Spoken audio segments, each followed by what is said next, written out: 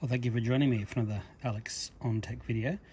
This particular watch here is the Series 5 and the one on the left is the Series 6, and you can see that the always on display is definitely brighter on the Series 6. If I sort of position it a bit towards the sun, it sort of goes even brighter still. Now if I tap the screen, you can see that the brightness is there, but if I put my hand on this one to dim it, and I put my hand on this one to dim this one, well, you can, maybe it's hard to see, but I can definitely see this one is brighter. But one thing about this is if I touch this display, let's say I touch the battery, first thing it does is make it brighter, and then I can touch the battery. But on this Series 6, I touch the battery and it automatically takes me into whatever I tap on. So it doesn't have to wait to make the screen brighter first, which is a good thing because it's one less tap you have to worry about. So if we just wait for those to see if they will go into power save mode. Normally when you tap the screen it stays bright for 70 seconds, and then if you don't tap the screen, so that one on the right has gone dim. Now the one on the left, let's have a look and see when that one will go dim, and it might take a few more seconds, we'll see. But I've got it set up so that if you tap the screen it stays on for 70 seconds, which is allows you to time something for well over a minute. So we'll see what happens there. But you can see on the right that it is a dimmer screen. Now the one on the left hasn't gone into the dim mode yet, so let's just wait a bit longer. It's going to have to do it at some point pretty soon. But yeah, the one on the left also has the new blood oxygen sensor, and you do have to have the watch a little bit higher on your wrist. You can't just have it where I have the Series 6 over here. And I'm not actually sure if that one on the right has gone. Oh, there we go. Yep, it's just gone into power save mode. Now you can see that you can just see it. You can see that the one on the left is brighter. Now obviously it's not as bright as when you are looking at it. We just move it into the sunlight there. Well, that seems to have awoken them both.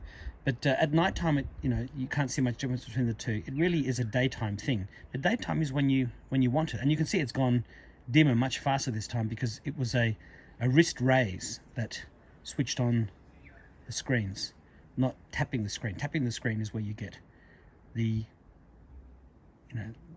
watch to stay on for 70 seconds. But yeah, this one's also got the blood oxygenation sensor. So let me scroll down to that, and let me tap on blood oxygen, and let's watch it do it, see if it will do it. Now we also have a situation where the watch on the left can recharge in only 1.5 hours rather than the 2.5 hours it takes for the watch on the right. So there we go, I've got blood oxygen level of 94%. And you might also notice that on both of these watches I actually have the the list as opposed to the grid view. Now also if I turn that and I turn this, this one here automatically goes straight into that. This one here will brighten the screen first, and then I have to push a second time.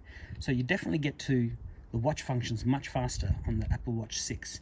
It's also supposed to have 20% faster CPU and 20% faster app opening. But if I tap on this button here and I scroll down to the settings, you used to be able to push the screen. The screen used to have force touch, but that's gone now in watchOS 7. So if I tap on settings here and I go back to the main settings and I go down to app view, I can choose between a grid view or a list view. Grid view gives me the old-fashioned grid, and that's nice and everything, and some people do like that, but for me I prefer the list view. So again, it's in the settings, you go down to app view and you tap on list. You now have to go into the settings to do this. You used to be able to just push on the screen, but they got rid of that, and so then you've got this. And don't forget, you can ask Siri to open apps for you. But yeah, I'm definitely noticing that the Apple Watch 6 it's an improvement over the Apple Watch 5. I mean, if you've got an Apple Watch Series 5 and you're happy with it, probably wouldn't be rushing to upgrade. But if you've got an older watch, we don't have a watch at all, the Apple Watch Series 6 is excellent. And of course the Apple Watch Series 6 has the always on display. The Apple Watch SE, which is based on the Series 5, doesn't have the always on display. Unfortunately, Apple hasn't yet switched on the ECG that you can tap on the side here and ring up the ECG. We don't have that in Australia, which is a A real shame, very annoying.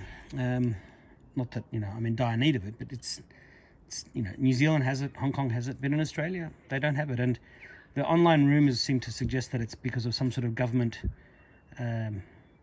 requirements, you know, which I find to be annoying if the government is sort of, you know, stopping Apple from submitting its request because they know that they're going to be charged an extra amount, when perhaps in other countries that's not the case. But anyway, that's a quick look at the new Apple Watch Series 6 compared to the Apple Watch Series 5. So there you go.